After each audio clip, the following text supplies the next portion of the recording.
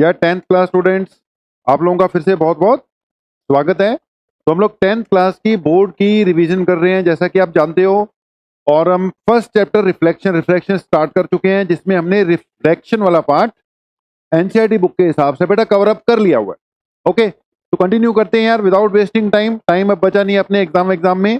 तो next topic हम लेने जा रहे हैं बेटा रिफ्रैक्शन ऑफ लाइट। रिफ्लेक्शन हमने कवर अप किया, अभी फर्स्ट चैप्टर ही आपका चल रहा है। फर्स्ट चैप्टर आपको पता ही है 2 स्टेजेस में है बेटा, रिफ्लेक्शन एंड रिफ्रैक्शन। तो रिफ्लेक्शन हमने कवर अप किया, एनसीईआरटी बुक के इन टेक्स्ट क्वेश्चंस भी कवर अप कर लिए हुए हैं, बीच में जो सॉल्व एग्जांपल होते हैं वो भी कवर अप कर लिए हुए हैं। अब आएंगे रिफ्रैक्शन पर।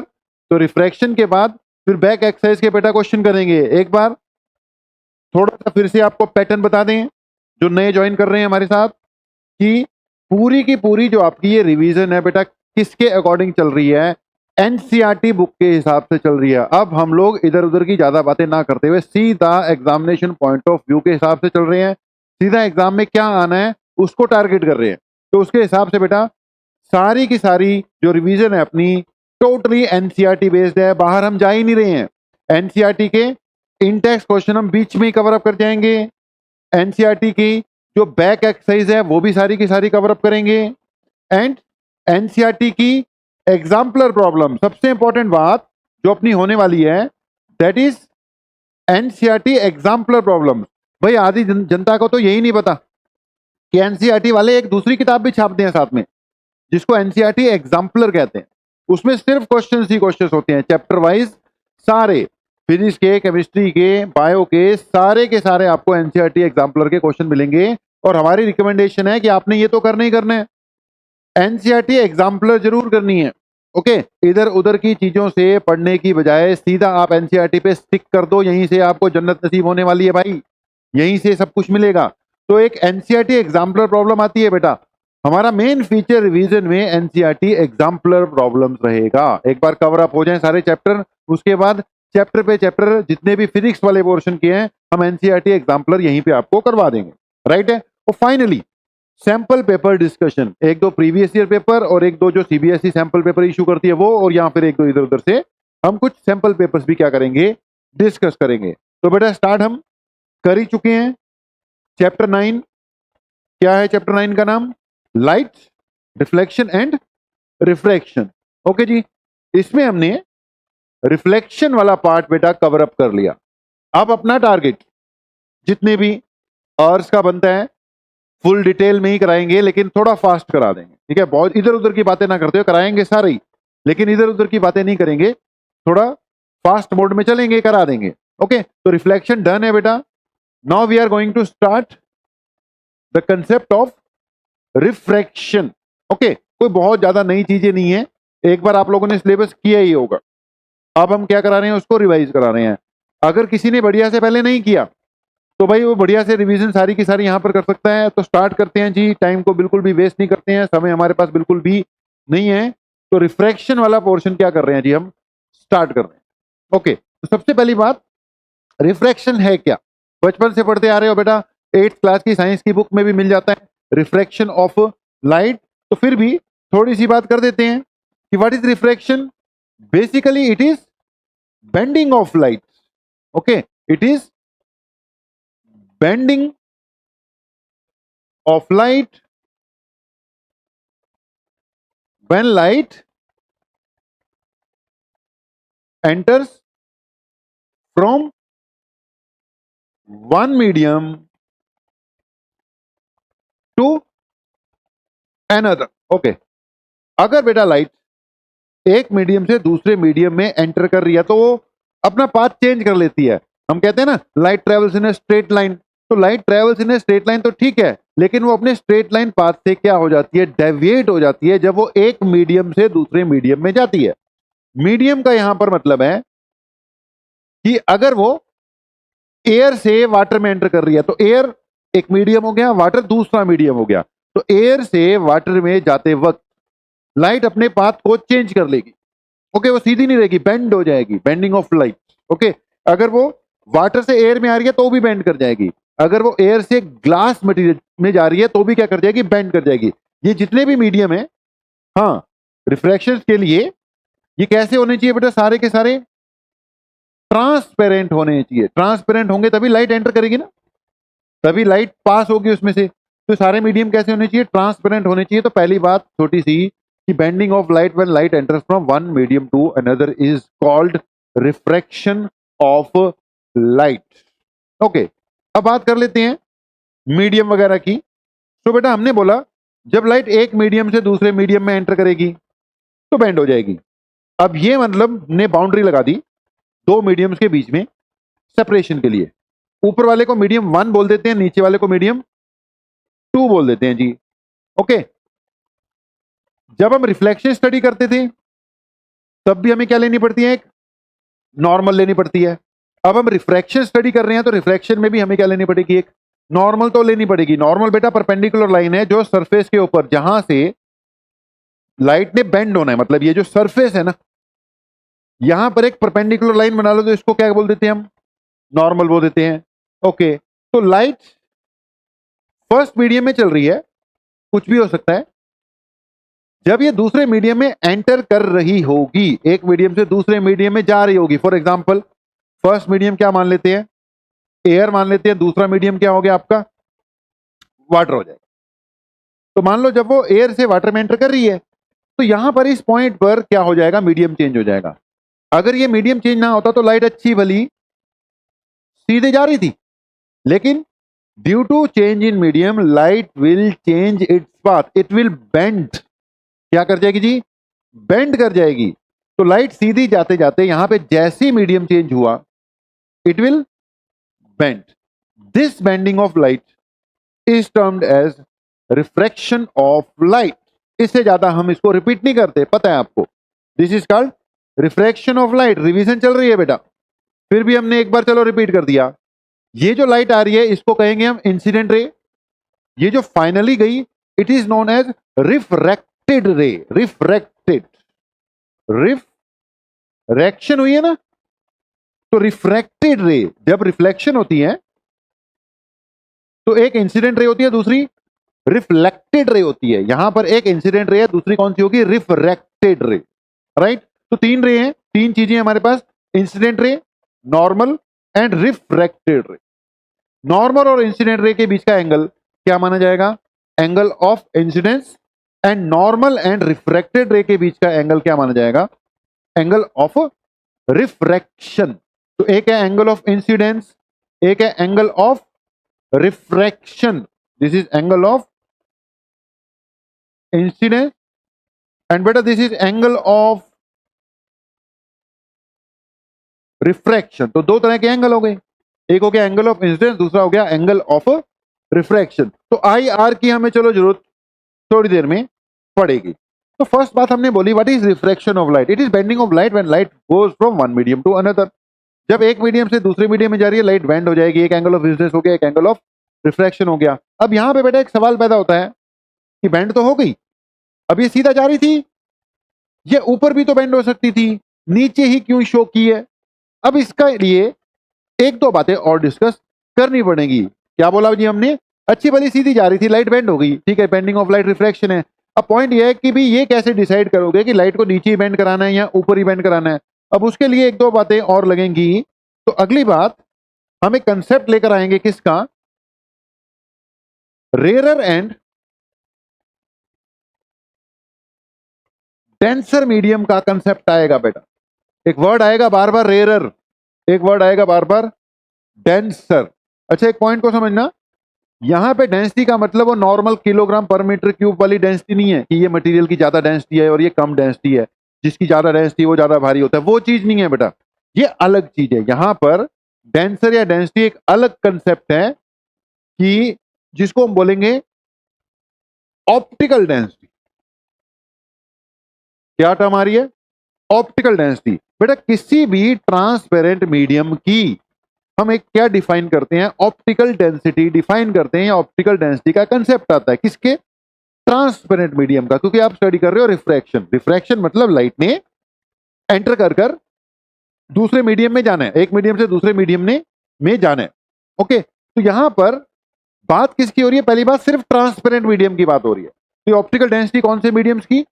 ट्रांसपेरेंट मीडियम्स की। ओके, तो एक टर्म आ रही है बेटा ऑप्टिकल डेंसिटी। अब ऑप्टिकल डेंसिटी, किसी भी ट्रांसपेरेंट मीडियम की ऑप्टिकल डेंसिटी आपको बताती है कि उस मीडियम में लाइट ने कितनी स्पीड से ट्रेवल करना है, कम स्पीड से ट्रेवल करना है या ज्यादा स्पीड से ट्रेवल करना है। ऑप्टिकल डेंसिटी क्या बताती है कि how fast the light will travel in that medium. देखो शॉर्ट में करा रहा हूं सब कुछ, तो ऑप्टिकल डेंसिटी ये बताएगी कि कितना ज्यादा फास्ट ट्रेवल करेगी या कितना ज्यादा स्लो ट्रेवल करेगी। ऑप्टिकल डेंसिटी के हिसाब से मीडियम्स को हम रेयरर और डेंसर की कैटेगरी में बांटेंगे। अगर मीडियम रेयरर है, रेयरर, तो समझ लो उसमें स्पीड ऑफ लाइट ज्यादा होगी, जितना ज्यादा रेयरर होगा उतनी स्पीड ज्यादा होगी। अगर कोई मीडियम बेटा डेंसर है, डेंसर जिसको आप डेंसर बोल रहे हो, तो उसमें स्पीड ऑफ लाइट क्या होने वाली है, कम होने वाली है। More the optical density, lesser will be the speed of light in that medium. Lesser the optical density, more will be the speed of light in that medium. Okay, optical density से क्या पता लगता है बेटा कि उस medium में speed of light कम होने वाली है या ज्यादा होने वाली है। अब मटेरियल ऑप्टिकली डेंसर कितना ज्यादा है, कितना कम है, उसके लिए दो टर्म यूज होती हैं बेटा। एक वर्ड आता है रेयरर, एक वर्ड आता है डेंसर, दोनों एक दूसरे के उल्टे हैं। अगर कोई मीडियम ऑप्टिकली डेंसर है मतलब वो रेयरर नहीं है, जो रेयरर है फिर वो डेंसर नहीं है। एक ही हो सकता है, या तो मीडियम को रेयरर बोलोगे या मीडियम को क्या बोलोगे, डेंसर बोलोगे। अगली बात, आप ये भी कह सकते हो ये कम डेंसर है, ये ज्यादा डेंसर है। अब जो कम डेंसर है उसको रेयरर बोलते हैं, मतलब रेयरर डेंसर। अलग अलग कंसेप्ट नहीं है, एक ही चीज है। आपके पास एक ए बी सी डी चार मीडियम है, अब इन दोनों को कंपेयर कर रहे हो तो बी मान लो डेंसर है, ए मान लो क्या है, रेयरर है। तो इन दोनों को कंपेयर करते वक्त रेयरर में स्पीड ऑफ लाइट ज्यादा है, डेंसर में स्पीड ऑफ लाइट कम है। लेकिन अगर आप बी और सी मीडियम की बात कर रहे हो तो let C is more denser than B. B denser ही है लेकिन सी उससे भी ज्यादा डेंसर है। तो जब आप बी और सी को कंपेयर कर रहे होगे तो सी बी से भी ज्यादा डेंसर है ना, तो इसको क्या बोलोगे, डेंसर। इसको क्या बोलोगे, रेयरर। सीधी सी बात, जो कम डेंसर है मतलब वो रेयरर है, जो कम रेयरर है मतलब वो क्या हो गया, डेंसर हो गया। दो का कंपैरिजन आता है, राइट है। तो पॉइंट यहां पे बात खत्म कर रहे हैं कि यार जितना ज्यादा डेंसर होगा उतनी ही स्पीड कम हो जाएगी उसमें, जितना ज्यादा रेयरर होगा उतनी ही स्पीड क्या होगी, ज्यादा हो। ठीक है, तो ऑप्टिकल डेंसिटी से ये पता लगता है कि स्पीड ऑफ लाइट उस मीडियम में कम है या ज्यादा। रेयरर या डेंसर होने से भी ये पता लगता है स्पीड ऑफ लाइट उसमें कम है या ज्यादा। अगर मीडियम डेंसर है तो मतलब उसमें स्पीड कम है, अगर मीडियम रेयरर है तो मतलब उसमें स्पीड ऑफ लाइट ज्यादा रहेगी। अगर दो को कंपेयर कर रहे हो, एक को डेंसर बोल रहे हो तो जाहिर सी बात है दूसरे को क्या बोलना पड़ेगा, रेयरर बोलना पड़ेगा। एक को रेयरर बोल रहे हो तो दूसरे को क्या बोलना पड़ेगा, डेंसर बोलना पड़ेगा। तो ये ऑप्टिकल डेंसर रेयरर ये चलता रहेगा। एग्जाम्पल लेते हैं। एग्जाम्पल में हमने बोला कि जी एक लेते हैं हम वैक्यूम। ठीक है, एग्जाम्पल के तौर पर हम तीन चार मीडियम लिखते हैं। एक हमने लिखा बेटा वैक्यूम, दूसरा ले लिया चलो एयर, तीसरे नंबर पे मैंने लिया वाटर, चौथे नंबर पर वैक्यूम है, एयर है, वाटर है, ग्लास ले लेते हैं। ठीक है जी, ग्लास यानी कांच, और यहां ले लेते हैं डायमीटर। उसके अलावा भी बेटा बहुत तरह के मीडियम्स, ट्रांसपेरेंट मीडियम्स होते हैं अपने पास। ओके, अगर मैं इन दोनों की बात कर रहा हूं तो वैक्यूम का मतलब तो बेटा बिल्कुल खाली, एयर में फिर भी कुछ मॉलिक्यूल्स है ना, गैसेस तो है ना, गैस के मॉलिक्यूल्स तो हैं, air is mixture of gases. तो अगर इन दोनों को आप क्या कर रहे हो, कंपेयर कर रहे हो वैक्यूम और एयर को, तो वैक्यूम को क्या बोलना है, रेयरर, एयर को क्या बोलना है, डेंसर। इन दोनों में वैसे बहुत ज्यादा फर्क नहीं होता। आमतौर पर प्रैक्टिकली वैक्यूम और एयर को हम ऑलमोस्ट सेम ही चीज लेकर चलते हैं, बट अगर कोई कह ही दे कि यार वैक्यूम और एयर में से ज्यादा डेंसर कौन है, तो एयर डेंसर बोला जाएगा, वैक्यूम को क्या बोला जाएगा, रेयर बोला जाएगा। मतलब वैक्यूम और एयर में कंपेयर करोगे तो वैक्यूम में स्पीड ऑफ लाइट ज्यादा है, एयर में स्पीड ऑफ लाइट कम है। अब इन दोनों पे आ जाते हैं।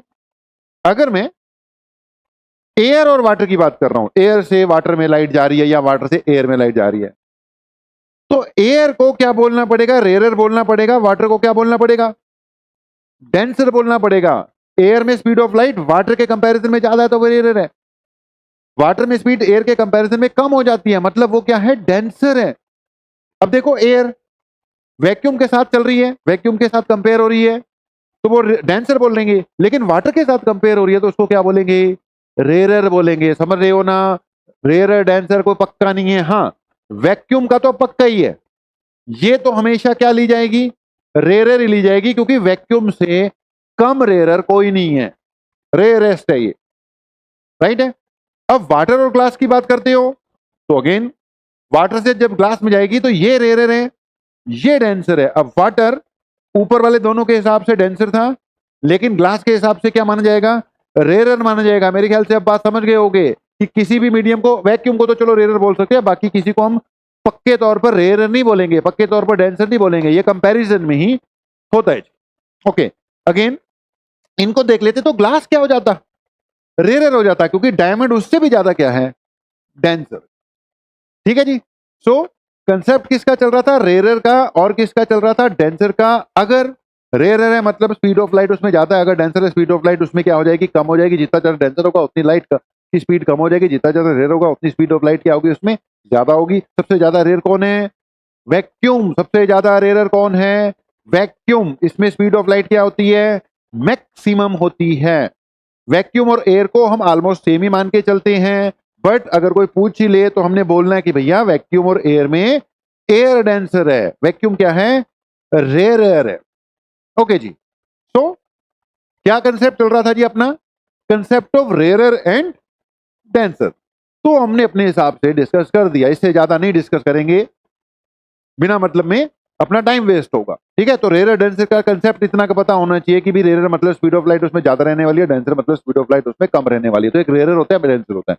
जब भी लाइट, हम रिफ्रैक्शन में क्या पढ़ रहे हैं कि जब भी लाइट एक मीडियम से दूसरे मीडियम में जाती है उसको बेंड होना पड़ता है, वो सीधा नहीं रहेगी, वो बेंड हो जाएगी। When light goes from one medium to another it bends. अब थोड़ी देर पहले ये मीडियम 1 है, ये मीडियम 2 है, हम ये कह रहे थे कि when light goes from one medium to another, इधर से इधर, इसको क्या हो जाना है, बेंड हो जाना है। This is called refraction of light. और थोड़ी देर पहले हमने कंफ्यूजन क्रिएट की कि भैया बेंड तो हो जाना है, अब इसको बेंड होना किस तरफ है, नीचे की ओर होना है कि ऊपर की ओर होना है, डिसाइड करना पड़ेगा ना। It should bend towards downwards और टुवर्ड्स अपवर्ड। बेंड तो होगी पक्का है, मीडियम 1 से मीडियम 2 में एंटर किए पक्का बेंड होगी। अब नीचे बेंड होगी कि ऊपर बेंड होगी, अब उसके लिए बेटा रूल है। रूल ये है, if light goes from rare to denser, अगर लाइट किधर से किधर जा रही है, रेयर टू डेंसर, याद रखना ये, it will bend towards the normal. अगर लाइट किस तरह से किधर जा रही है, rare to denser, it will bend towards the normal. और अगर लाइट डेंसर टू रेयर जा रही हो तो it will bend away from the normal. अगर रेयर टू डेंस जा रही है तो टुवर्ड्स द नॉर्मल, अगर डेंसर टू रेयर जा रही है तो it will bend away from the normal. तो यहां पर अगर नीचे आ रही है तो मतलब टुवर्ड्स द नॉर्मल, अगर ऊपर जा रही है मतलब अवे फ्रॉम द नॉर्मल। भैया नॉर्मल यहां है ना, अगर ये नीचे को बेंड हुई मतलब टुवर्ड्स द नॉर्मल, ऊपर को बेंड हुई मतलब अवे फ्रॉम द नॉर्मल। तो डिसाइड करना था कि भी नीचे बेंड करवानी है कि ऊपर को बेंड करवानी है। अब उसके लिए क्या चेक करना है कि भाई लाइट रेयर टू डेंसर गई है या डेंसर टू रेयर गई है। एग्जाम्पल के तौर पर हमने ऊपर लिख दिया एयर, नीचे लिख दिया वाटर, तो एयर का लाइट किधर से किधर जा रही है, एयर टू वाटर एंटर कर रही है ना, तो light is entering from air to water, air और वाटर को कंपेयर करोगे तो एयर को क्या बोलना है हमने, रेयर, इसको क्या बोलना है, डेंसर। तो लाइट चेक करो किधर से किधर आ रही है, रेयर टू डेंसर एंटर कर रही है। अब रेयर टू डेंसर जाएगी तो किधर जाना है इसको, towards the normal, towards the normal, इस तरफ बेंड करेगी। तो पिछले डायग्राम में हमने इसको नीचे की ओर मोड़ तो दिया था लेकिन बताया नहीं था क्यों मोड़ा। अब क्लियर हुआ है कि अगर लाइट रेयर टू डेंसर जाती है यानी एयर से वाटर में जाएगी तो it will bend towards the normal, rare to denser towards the normal. अगर बेटा यहां पर सेम चीज हो रही होती, ये नॉर्मल है, अब ऊपर वाला क्या होता मान लो वाटर, और नीचे वाला क्या होता ग्लास। ऊपर वाला ग्लास करते हैं, नीचे वाला क्या करते हैं वाटर कर देते हैं। ये ग्लास है और ये क्या है वाटर।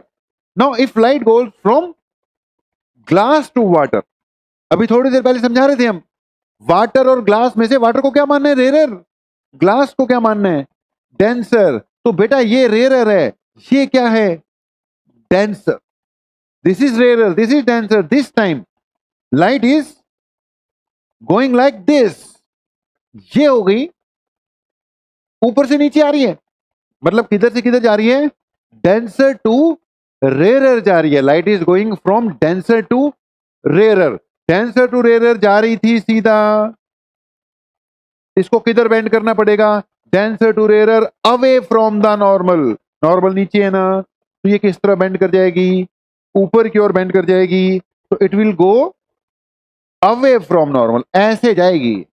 तो याद रखने का तरीका क्या है, rare to denser towards the normal, denser to rare away from the normal. ये है याद रखने का तरीका कि बेंड नीचे को करवानी थी या बेंड ऊपर को करवानी थी। इस केस में बेटा ये है एंगल ऑफ इंसिडेंस, ये होगा एंगल ऑफ रिफ्रैक्शन।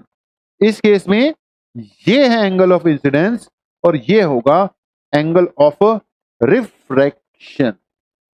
तो जी पॉइंट क्या निकले, रिफ्रैक्शन की अभी तक डेफिनेशन हुई है, उसके बाद जब उसने रेयर टू डेंसर एक मीडियम से दूसरे मीडियम में जाना है तो बेंड होना है। अब बेंड होते वक्त ध्यान रखना था कि उसको किस तरफ बेंड होना है, किस तरफ बेंड होना है जी, अगर रेयर टू डेंसर जाएगी तो टुवर्ड्स द नॉर्मल, अगर डेंसर टू रेयर जाती है तो अवे फ्रॉम द नॉर्मल। और बीच में बहुत इंपॉर्टेंट बात हमारे लिए क्या आई है, concept of rare and denser. बीच में बहुत इंपॉर्टेंट सी बात क्या निकली हमारे लिए, concept of rare and denser. Okay जी, अब आगे बढ़ जाएंगे बेटा हम, अगली बात हम स्टडी करेंगे। इससे क्या है, एक बड़ी कॉमन चीज है, जब भी रिफ्रैक्शन स्टडी करोगे तो सबसे पहले बच्चे को क्या स्टडी करवा दो, refraction through a glass slab study करा दो। अब ग्लास स्लैब से जब स्टडी करेंगे तो उसमें angle of incidence, angle of refraction, rare to denser, denser to rare, सारे कंसेप्ट एक ही बार में आ जाते हैं। इसलिए बेस्ट होता है कि ग्लास स्लैब वाला डायग्राम तो बनाना सिखा ही दो। अच्छा आपको आना चाहिए बेटा, ग्लास स्लैब वाले डायग्राम में से क्वेश्चन बनकर आ सकता है, निकल कर आ सकता है, कुछ ना कुछ पूछ लेगा इस पे क्वेश्चन। तो अगली बात क्या करवा देते हैं आपको, refraction through a glass slab. Okay, मान लेते हैं बेटा ये क्या है जी, एक ग्लास स्लैब है। ओके, ये क्या होगी हमारी एक ग्लास स्लैब होगी। अब ग्लास स्लैब तो समझते होगे कि देखी होगी लैब वैब में कई जगह पर, ये क्या होगी आपकी, इसको थोड़ा यहां पर सेट कर देते हैं। ओके, तो this is our glass slab जी। हम इस पे क्या डालते हैं, पहले एक नॉर्मल ड्रॉ कर देते हैं, ये हमने यहां पर कर दी ड्रॉ नॉर्मल। ओके, अब इस पे एक लाइट इंसिडेंट कराएंगे, चेक करते हैं कैसे कैसे वो रिफ्लेक्ट होगी। ये ग्लास है, ग्लास, ठीक है जी। अब ये ग्लास है और बाहर क्या है, एयर है, ये भी क्या है एयर। अब बाहर एयर है, ये ग्लास है, तो जब लाइट पहले एंटर करेगी किधर से किधर जाएगी, रेयर टू डेंसर। अगर इन दोनों को कंपेयर करोगे तो ग्लास को, एयर को क्या बोलना है हमने, रेयर बोलना है, air is rare, R for rare है बेटा। और ये क्या है डेंसर, सॉरी नहीं नहीं ये डेंसर नहीं है भाई, ये है डेंसर, ठीक है। एयर तो क्या है रेयर रहेगी ना, दो ही मीडियम यूज होंगे एक वक्त पे। तो बेटा ये नॉर्मल बना दी, ये ग्लास स्लैब है, ये पूरा ग्लास है, डेंसर रहेगा, बाहर क्या है एयर है। तो व्हेन लाइट गोज फ्रॉम, इधर से लाइट आई हमारे पास, आ गई, बहुत बढ़िया। ये इंसिडेंट रे है क्या, एंगल ऑफ इंसिडेंट। तो when light goes from air to glass यानी रेयर टू डेंसर, तो इसको किधर मुड़ जाना चाहिए, टुवर्ड्स द नॉर्मल मुड़ जाना चाहिए। रेयर टू डेंसर यानी किस तरफ मुड़ जाना चाहिए, टुवर्ड्स द नॉर्मल मुड़ जाना चाहिए। तो ये अच्छी भली सीधा जा रही थी, अगर बीच में ग्लास पंगा ना डालता तो रे तो सीधा जा रही थी, उधर को जाती। लेकिन यहां पर इस जगह पर यानी इस पॉइंट पर मीडियम चेंज हो गया। मीडियम चेंज हो गया मतलब रेयर टू डेंसर हो गया। अब रेयर टू डेंसर में किस तरफ बेंड करती है, टुवर्ड्स द नॉर्मल। तो इसको टुवर्ड्स द नॉर्मल मुड़ना पड़ गया। जब ये मुड़ गई तो यहां पहुंच गई। अब इस जगह पर फिर से मीडियम क्या हो जाएगा, चेंज हो जाएगा। इस बार मीडियम कैसे चेंज हो रहे हैं, लाइट बेटा ग्लास से एयर में आ रही है, पहले एयर से किस में एंटर करी, ग्लास में, बेंड हो गई टुवर्ड्स द नॉर्मल, बेंड कर दी हमने, नीचे को बेंड किए, देखो टुवर्ड्स द नॉर्मल बेंड किए, इधर को जा रही थी नीचे को बेंड कर दी। इस जगह पे फिर से रिफ्रैक्शन हुई है, इस बार लाइट डेंसर टू रेयरर यानी ग्लास टू एयर जा रही है। जब डेंसर टू रेयरर जाती है किस तरह बेंड करती है, अवे फ्रॉम द नॉर्मल। तो जब डेंसर टू रेयरर जाएगी it will bend away from the normal. देखो इस तरफ जा रही है, ये फिर से उस तरफ मुड़ जाएगी। अब क्योंकि मीडियम सेम है, मीडियम वही है बेटा, पहले ऐसे बेंड कर दी, पहले वो एयर टू ग्लास एंटर करी थी, अब ग्लास टू एयर सेम ही मीडियम में गई ना, जिस मीडियम से पहले ग्लास में आई थी अब ग्लास से उसी मीडियम में जा रही है। तो जितना पहले टुवर्ड्स नॉर्मल मुड़ी थी उतना ही अवे फ्रॉम नॉर्मल जाएगी, उतना ही अवे फ्रॉम नॉर्मल जाएगी। अल्टीमेट बात यह है कि ये इनिशियल पाथ और ये फाइनल पाथ, अगर कुछ ना होता तो सीधा इधर को जा रही थी, फाइनली इस तरफ बेंड कर गई। ये दोनों बेटा आपस में क्या होनी चाहिए, पैरेलल होनी चाहिए। ठीक है, ये जा नहीं रही तो डॉटेड लाइन शो किया ना, जा नहीं रही, डॉट से शो किया है। तो अगर ये कुछ ग्लास फ्लास ना होता तो सीधा इधर को जाती, ये ओरिजिनल बात है। और ये क्या है, फाइनल पाथ। ठीक है जी, ये कौन सी रे है, इंसिडेंट रे। फाइनली जो निकली है इसको हम एमर्जेंट रे भी बोल सकते हैं, आल्सो नोन एज एमर्जेंट रे। देखो बीच बीच में से निकल के किसी भी तरह के क्वेश्चन आ जाएंगे, तो इसको एमर्जेंट रे भी बोल सकते हैं। अब इसमें खास बातें क्या निकल कर आ रही हैं कि ओरिजिनल रे यानी इंसिडेंट रे, ये इंसिडेंट रे है ना, और फाइनल यानी कि एमर्जेंट रे, दोनों एक दूसरे के क्या होनी चाहिए, पैरेलल होनी चाहिए, क्योंकि इसके फेसेस पैरेलल होते हैं। जितना इस तरह बेंड करेगी उतना ही उसने अवे फ्रॉम नॉर्मल भी बेंड करना है। दोनों क्या होने चाहिए, पैरेलल होने चाहिए। लेकिन थोड़ा सा बीच में क्या आ जाएगा, डिस्टेंस आ जाएगा। इस डिस्टेंस को बोला जाएगा लेटरल डिस्प्लेसमेंट। ठीक है जी, इसको बोला जाएगा लेटरल डिस्प्लेसमेंट। ये एंगल ऑफ इंसिडेंस यहां पे बनेगा बेटा एंगल ऑफ रिफ्रैक्शन। ओके, ये जो आपका कहलाएगा it will be termed as angle of emergence. ये अल्टरनेट इंटीरियर एंगल्स के हिसाब से सेम ही आ जाएगा। ओके, अगर सब कुछ ठीक ठाक चला है तो एंगल ऑफ इंसिडेंस और एंगल ऑफ एमर्जेंस आपस में क्या होने चाहिए, सेम होने चाहिए। Angle of incidence must be equal to angle of emergence. ठीक है जी, so it was about basic concept of refraction. बीच में हमने क्या कर लिया, रिफ्रैक्शन थ्रू ग्लास स्लैब भी कर लिया, डायग्राम अपने पास था पहले से ही, लेकिन बेटा मैंने दोबारा बना दिया। दोबारा मतलब ऑप्टिक्स है भाई, जब तक बनते हुए नहीं देखोगे डायग्राम तब तक कोई फायदा नहीं है, और जब तक बनाओगे नहीं तब तक भी कोई फायदा नहीं है। तो इसलिए बेटा आपकी आंखों के सामने दोबारा बनाया डायग्राम, अदरवाइज ये एनसीईआरटी बुक का डायग्राम है, ये ग्लास स्लैब है, ये एयर है, बाहर भी क्या है, एयर है। ओके, बाकी सब कुछ बता ही दिया। ये इंसिडेंट रे है, ये एंगल ऑफ इंसिडेंस है, यहां से light towards the normal bend हुई है, राइट। उसके बाद यहां पे अवे फ्रॉम नॉर्मल, ये इंसिडेंट रे, इंसिडेंट, ये फाइनली जो होती है इसको क्या बोलते हैं, एमर्जेंट रे। एंड ये दोनों के बीच में जो डिस्टेंस है that is called the concept of lateral displacement. It is called the concept of a lateral displacement. तो ये यार आपके रिफ्रैक्शन के क्या हैं, बेसिक कंसेप्ट हैं, ठीक है। These are the basic concept of refraction. Okay, आगे की कार्रवाई शुरू करने से पहले आपको बेटा यहां तक एक बार अपनी बुक में से रीड कर लेना चाहिए, ठीक है। आप अपनी एनसीईआरटी, मैं बिल्कुल एनसीईआरटी बुक के हिसाब से पेज दर पेज टॉपिक ही मैंने वही उठाए हैं जो एनसीईआरटी बुक में दिए हैं भाई। जब सीबीएसई वालों ने एनसीईआरटी रिकमेंड की हुई है तो हम वही से करेंगे ना। और वैसे भी अभी टाइम नहीं है इतना इधर उधर जाने का, रिवीजन मोड चल रही है। रिवीजन कहां से करो भाई? 12th क्लास तक वालों को हम कहते हैं कि भी रिवीजन कहां से करनी है? एनसीईआरटी बुक से करनी है। पहले जहां से मर्जी पढ़ लो, रिवीजन कहां से होनी चाहिए? एनसीईआरटी बुक से होनी चाहिए। तो यहां तक थोड़ा सा आप देख लो